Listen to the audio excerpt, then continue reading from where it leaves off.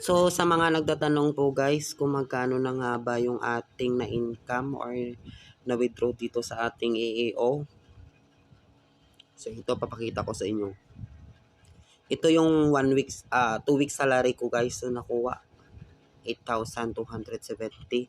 So, yung current balance ko po is 400, is makukuha po yan yung 25 a month.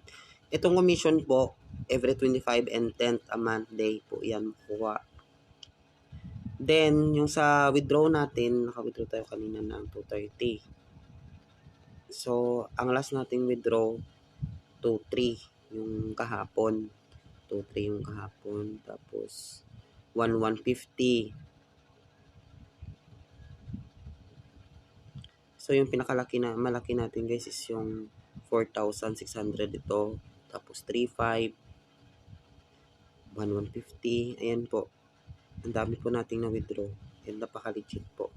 Punta tayo sa withdraw record para sure kayo. Ito yung na-withdraw ko in hanggang from 10 to 23.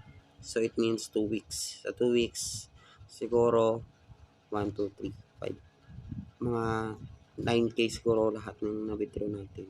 Diba? Try nyo na guys mag-EAO.